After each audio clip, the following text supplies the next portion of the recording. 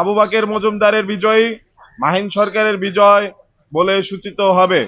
সে যদি জিএস পদে নির্বাচিত হতে পারে, সেটি আমার বিজয় বলে সূচিত হবে।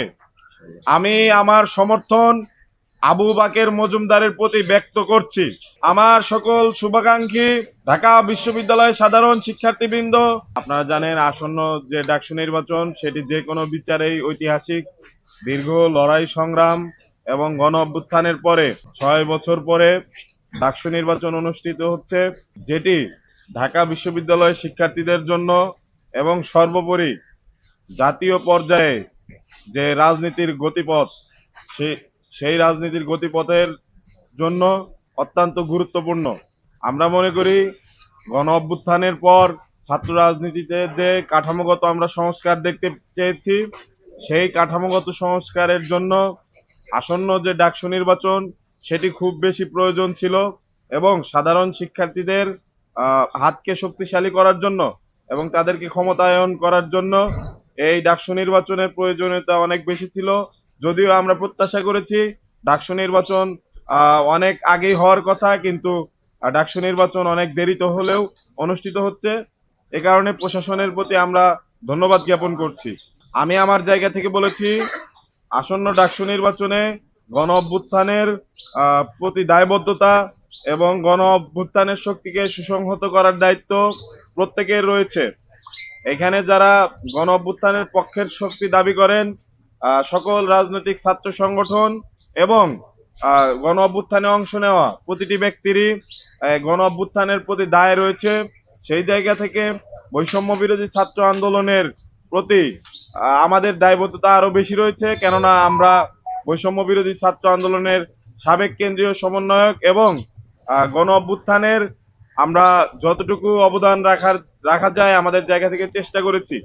আপনারা সবই জানেন, আপনারা এও জানেন যে আমি একটি প্যানেল থেকে, সমন্বিত শিক্ষার্থী সংসদ প্যানেল থেকে জিএস পদে প্রতিদ্বন্দ্বিতা করার সিদ্ধান্ত নিয়েছি এবং আমার জায়গা থেকে সর্বাত্মকভাবে আমি প্রস্তুতি নিয়েছি যেন ডাকসু নির্বাচনে আমি জিএস পদে নির্বাচিত হতে পারি।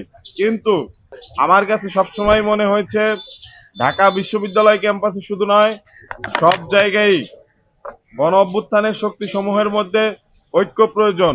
সেই জায়গা থেকে আমি মনে করছি ঢাকা বিশ্ববিদ্যালয় কেন্দ্রীয় ছাত্র সংসদ নির্বাচনে যদি গণ অভ্যুত্থানের সামনের সারির নেতৃত্ব নির্বাচিত হতে পারে, তাহলে যে কারো চাইতে ঢাকা বিশ্ববিদ্যালয় শিক্ষার্থীদের প্রতি তারা বেশি দায়বদ্ধতা অনুভব করবে।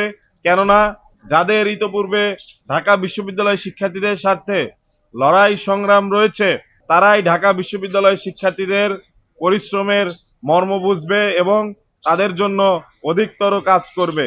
সেই জায়গা থেকে আমার মনে হচ্ছে আবু বাকের মজুমদার গণ অভ্যুত্থানের একজন অগ্রসেনানী, আমার স্নেহধন্য ছোট ভাই, সে যদি জিএস পদে নির্বাচিত হতে পারে সেটি আমার বিজয় বলে সূচিত হবে। আমি আমার সমর্থন আবু বাকের মজুমদারের প্রতি ব্যক্ত করছি। আমার সকল শুভাকাঙ্ক্ষী ঢাকা বিশ্ববিদ্যালয়ের সাধারণ শিক্ষার্থীবৃন্দ, সেহেতু প্রার্থীর তালিকায় মাহিন সরকারের নাম থাকবে।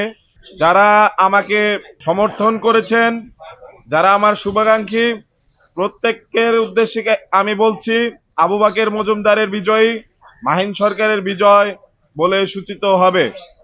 তাই আপনারা আপনাদের মূল্যবান যে সমর্থন, ভোট, সেটি দিয়ে আবু বাকের মজুমদারকে বিজয়ী করুন এবং গণ অভ্যুত্থানের শক্তিকে সুসংহত করুন।